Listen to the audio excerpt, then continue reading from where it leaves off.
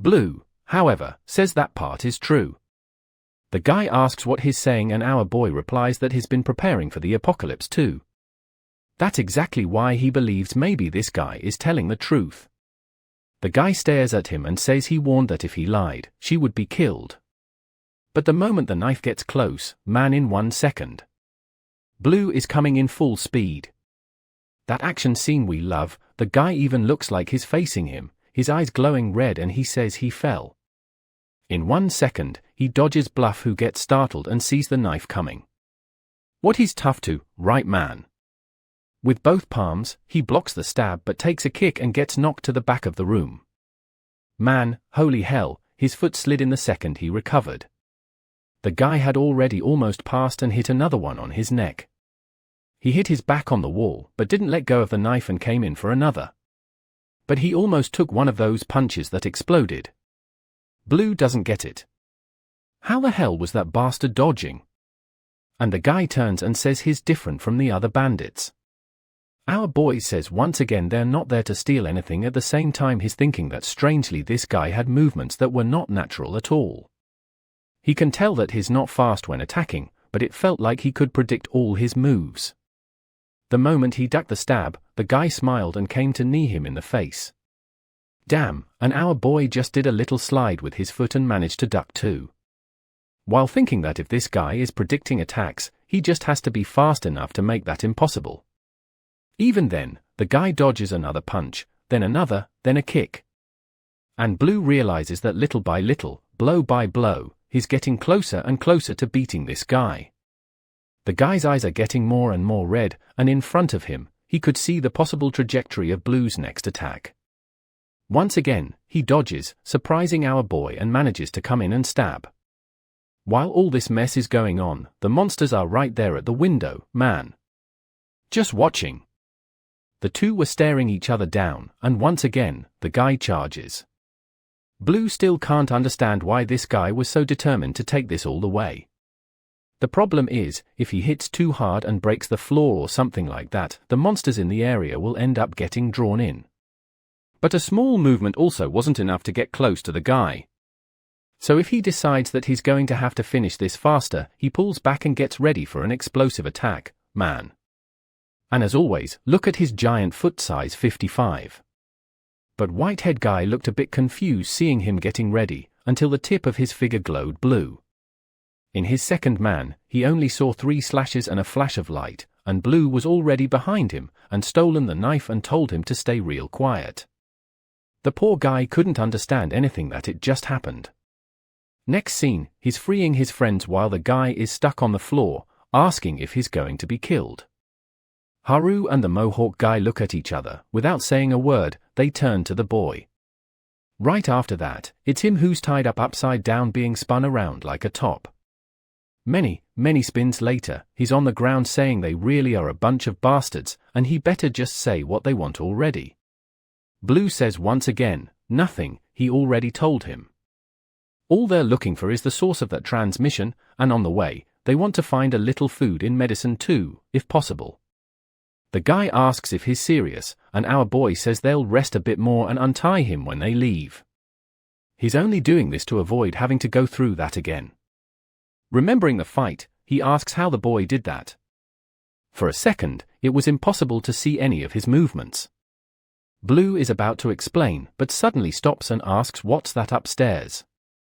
The friends are a bit surprised that he said that out of nowhere, and the guy, there, looks hesitant. But man, what reveals itself is a little girl with a monster attached to her chest. Haru and the Mohawk guy say this is madness. Living with a creature like that is extremely dangerous. But he says the thing won't attack them. Besides, it's not a monster. That right, there is his little sister. Man, I think she's not 100% healthy. Haru seems shocked by that while Blue sees a glow in the monster's chest. The guy says she's barely alive.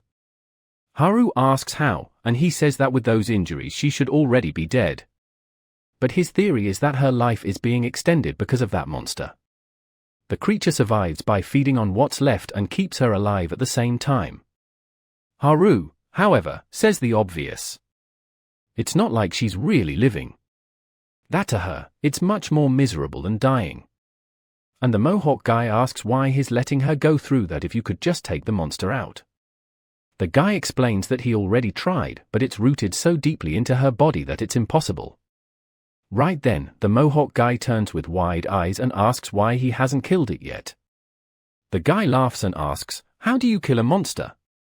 The Mohawk guy turns to Blue and says that every monster has a core, so you just have to hit it dead on. Our boy says yeah, that's true. But the guy laughs and says they're joking. Stuff like that doesn't exist.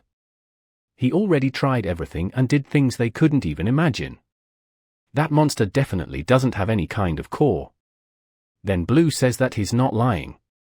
That monster didn't have any core in his body. Right then, the guy tells them to leave immediately. Haru is about to scold him, asking if he wants to get beaten again. But Blue just cuts the ropes and says they're leaving. What the hell? In just a second, they're already outside and had already said goodbye, man. The guy's unit bit surprised, watching from a distance.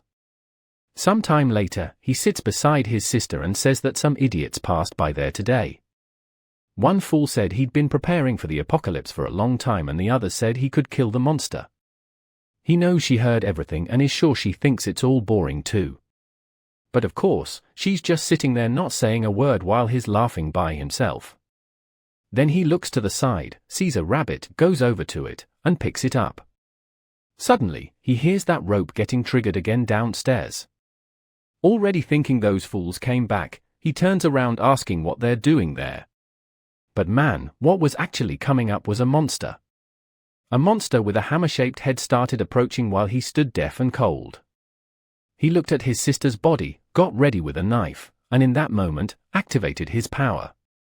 The problem is, the moment he saw the monster's movements, everything started blurring and blood came out of his nose, man. He had used up all his energy in the fight with Blue. And now the monster had already grabbed him by the arms and he couldn't do a thing. Unable to move his body, he just looks at the little bunny and says he promised to give her that doll. Damn man, now we're gonna see a little of what happened for him to end up in this situation. And I already know I won't like it. I'll be sad as hell. There he was on the street, all cheerful and bouncy carrying the teddy bear. His sister Anna called asking when he'd arrive that things would start at 11 in the morning. He says not to worry, he'd never be late. The chances of him predicting something wrong were 0. That's because he had something no one else had. In the middle of a chess match, the chumpy guy is hesitant about what move to make. But for Bujin, everything was easy, and he could see every single possibility. Right after that, it's announced that he's the grand winner, but he didn't seem very excited. The interview asked why he's not happy with such an incredible victory, to which he says he already knew he'd win. This is a whole part of a new story being broadcast about him on TV, man, and his sister is telling him to come home already, and he says he's on his way. At some point, Bujin realized he had this ability and it wasn't even hard to activate. All he had to do was combine the 5 senses and create a simulation in his head, from the air temperature to what was in front of him and the sounds around. With simple info like that, you could even dodge a motorcycle coming to run him over with ease. He falls to the ground calmly and someone comes over, hesitantly asking if he's really okay. His nose was bleeding, right? And he explains that the more he uses this ability, the more worn out he gets. And obviously, he suffers from a strong headache. He keeps walking and his sister says she heard a loud bang, but he says it was nothing. She doesn't need to worry. And if she wants to know where he went and what he bought, on the calendar, you could see it was her birthday, and he says it's nothing much.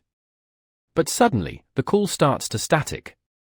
From 1 second to the next, the sun is completely covered. Birds start flying off, man, and everyone looks up, you already know what happened. It was right when the invasion began. Staring at the monsters descending, it was the first time he couldn't anticipate what was happening. What were those deformed, mysterious creatures approaching the ground? Was this happening all over the world or just where he was? The internet wasn't working and that's when the first creature stepped on the ground and everything shook. A strong wind swept through the city streets and when he looked again, the entire place was already overrun.